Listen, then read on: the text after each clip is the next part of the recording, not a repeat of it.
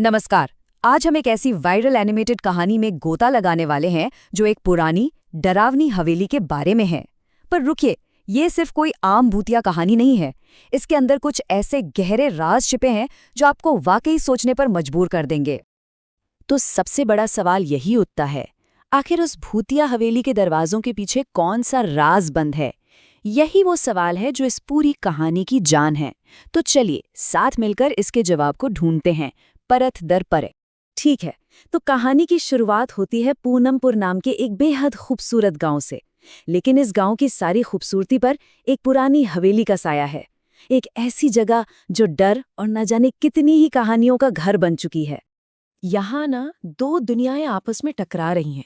एक तरफ है गांव के लोग जो उस हवेली और उसमें रहने वाली एक अजीब सी बुढ़िया के खौफ में जीते हैं, और दूसरी तरफ हैं शहर से आए चार नौजवान जो इन सब बातों को बस अंधविश्वास मानकर हंसते हैं।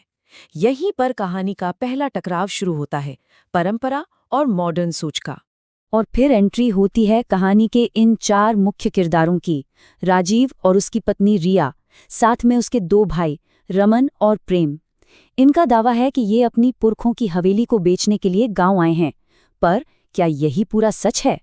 जब इनका सामना हवेली की इस रहस्यमयी बुढ़िया से होता है तो वो एक ऐसी बात कह देती है जो सब कुछ बदल देती है। वो कहती है, मैं खजाने की रखवाली कर रही हूँ। बस इन चंद शब्दों से कहानी एक नया, लालच से भरा मोड़ ले लेती है। और बस यहीं से कहानी का दूसरा दौर शुरू होता है। अब डर पीछे छूट गया है और उसकी जगह ले ली है लालच ने।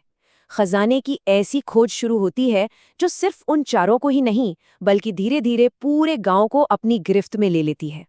सोचिए, सिर्फ एक शब्द खजाना, और इसने उन चारों के दिमाग में लालच की आग भड़का दी। अब हवेली बेचने का प्लान तो जैसे भूल ही गए थे। और ये लालच ना एक बीमारी की तरफ फैला। जैसी ये खबर गांव वालों तक पहुंची, उनका जो सदियों पुराना डर था वो भी रातों रात लालच में बदल गया। और ये लालच कितना बड़ा था, इसका अंदाजा आप इस नंबर से लगा सकते हैं। अगली ही सुबह राजीव और उसके साथियों के साथ गांव के 101 लोग हवेली पहुंच गए। हर किसी को उस खजाने में से हिस्सा देने का वादा किया गया था। ये दिखाता है कि कैसे लालच इंसान के बड़े से बड़े डर पर भी हावी हो सकता है। अब जो बात दिलचस्प है वो ये कि उन्हें खजाना मिला कैसे। देखिए, हवेली का एक टूटा फूटा हिस्सा था। वहां मलबे के नीचे उन्हें एक पुराना पत्थर का स्लैब मिला। जैसे ही उसे हटाया गया, नीचे एक तहखाने की सीढ़ियां नजर आईं, और उस खूब अंधेरे तहखाने में मकड़ी के जालों के बीच उन्हें लोहे का एक बहुत भारी संदूक मिला। लेकिन जैसे ही वो संदूक खुला, कहानी ने एक ऐसा डरावना मोड़ लिया जिसकी किसी ने दूर दूर तक कल्पना नहीं की थी। ये कहानी का सबसे बड़ा टर्निंग पॉइंट है, जहां लालच का सुनहरा सपना एक भयानक हकीकत में बदल जाता है। संदूक के अंदर सोना नहीं था, चांदी नहीं थी, जवाहरात नहीं थे, बल्कि एक बच्चे का कंकाल था। ये देखते ही वहां मौजूद हर शख्स की रूह कांप गई। जिस चीज को वो अपनी किस्मत बदलने वाला खजाना समझ रहे थे, वो असल में एक भयानक सच निकला। पर सबसे हैरान करने वाली बात तो उस बुढ़िया का रिएक्शन था। कंकाल को देखकर वो पागलों की तरह नाचने लगी, चिल्लाते हुए, मेरा खजाना मिल गया, मेरा खजाना। उसका ये बर्ताव किसी की भी समझ से बाहर था। आखिर एक कंकाल किसी का खजाना कैसे हो सकता है? और तब जाकर हवेली का वो सबसे दर्दनाक राज खुलता है। उस बुढ़िया का नाम गौरी था। वो कभी इसी हवेली की बहू हुआ करती थी।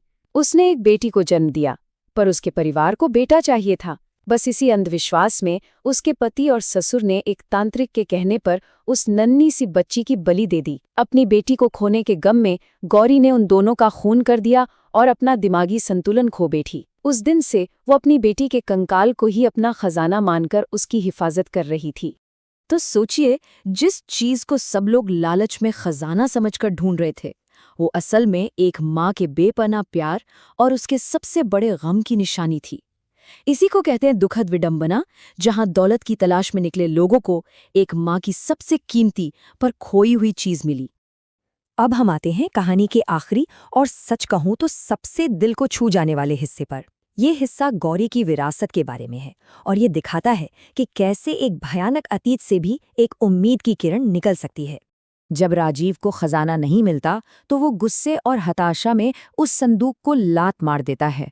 बस ये देखकर गौरी का माँ का दिल तड़प उठता है। उसके लिए वो सिर्फ हड्डियां नहीं थीं, वो उसकी बेटी थी। राजीव की इस एक हरकत से उसका असली चेहरा सबके सामने आ जाता है और कहानी अपने अंजाम की तरफ बढ़ जाती है। अब इतना हंगामा हुआ तो जाहिर है पुलिस भी आ गई। जब पुलिस ने राजीव और उसके साथियों से हवेली के मालिकाना हक के कागजात मांगे तो उनका सारा भांडा फूट गया। जैसा कि आप यहाँ देख सकते हैं, वो हवेली के वारिस नहीं थे, बल्कि पेशेवर धोखेबाज थे जो गांव वालों को बेवकूफ बनाकर उस हवेली पर कब्जा करना चाहते थे। तो इसके बाद हुआ क्या? उन चारों धोखेबाजों को तो पुलिस ने गिरफ्तार कर लिया। गौरी को बेहतर देखभाल के लिए एक मानसिक चिकित्सालय भेज दिया गया। और सबसे अहम बात, गांव वालों ने मिलकर उस मासूम बच्ची की अस्थियों का पूरे विधि विधान से अंतिम संस्कार किया ताकि सालों बाद उसकी आत्मा को शांति मिल सके। पर कहानी का असली जादू तो यहाँ है, हवेली का बदलना। वो हवेली जो कल तक डर, अंधविश्वास और लालच का प्रतीक थी, अब गांव वालों के सहयोग से एक स्कूल में बदल गई। एक ऐसा स्कूल जहां गांव की बेटियां पढ़ेंगी, और इसका नाम रखा गया गौरी कन्या विद्यालय, एक मां की याद में। तो आखिर में ये कहानी हमें एक बहुत गहरे सवाल के साथ छोड़ जाती है। कैसे एक भयानक त्रासदी एक विरासत में तब्दील हो सकती है? ये कहानी हमें सिखाती है कि कैसे डर और लालच कुछ वक्त के लिए इंसानियत पर हावी तो हो सकते हैं, लेकिन आखिर में जीत हमेशा सम्मान और उम्मीद की ही होती है।